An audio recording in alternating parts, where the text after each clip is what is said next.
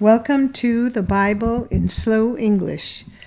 Today's reading is Acts 12. Now, about that time, King Herod stretched out his hands to oppress some of the assembly. He killed James, the brother of John, with the sword. When he saw that it pleased the Jews, he proceeded to seize Peter also. This was during the days of unleavened bread. When he had arrested him, he put him in prison and delivered him to 4 squads of 4 soldiers each to guard him, intending to bring him out to the people after the Passover. Peter, therefore, was kept in the prison, but a constant prayer was made by the assembly to God for him. The same night, when Herod was about to bring him out, Peter was sleeping between 2 soldiers, bound with 2 chains. Guards in front of the door kept the prison. And behold, an angel of the Lord stood by him, and a light shone in the cell. He struck Peter on the side and woke him up, saying, "Stand up quickly." His chains fell off his hands. The angel said to him, "Get dressed and put on your sandals." He did so. He said to him, "Put on your cloak and follow me."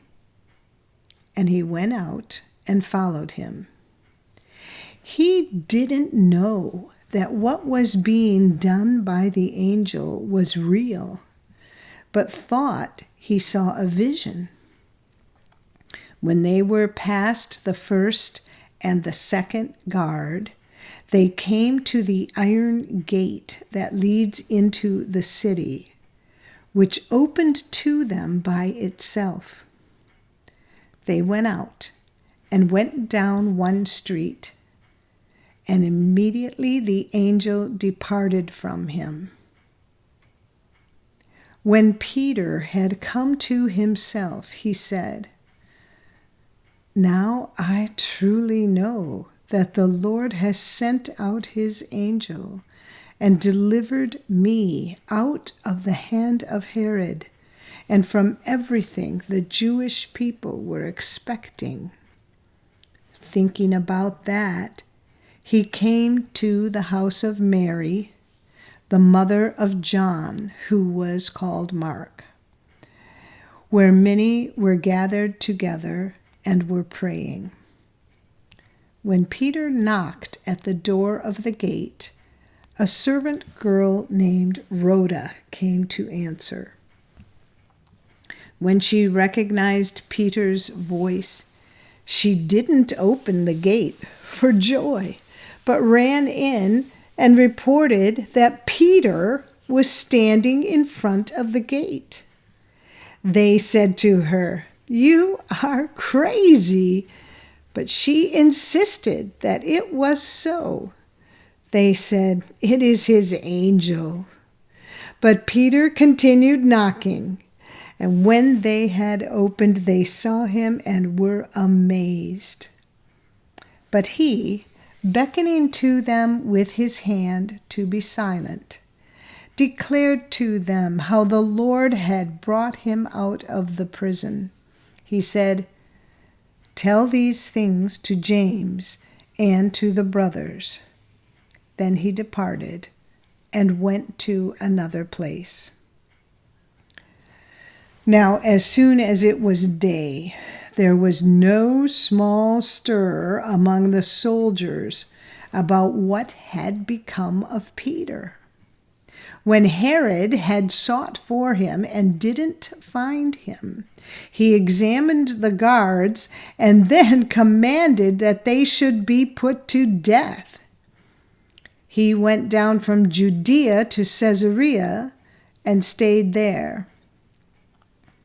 Now Herod was very angry with the people of Tyre and Sidon. They came with one accord to him, and having made Blastus, the king's personal aide, their friend, they asked for peace because their country depended on the king's country for food. On an appointed day, Herod dressed himself in royal clothing, sat on the throne, and gave a speech to them. The people shouted, "The voice of a god and not of a man!" Immediately, an angel of the Lord struck him because he didn't give God the glory. Then he was eaten by worms and died.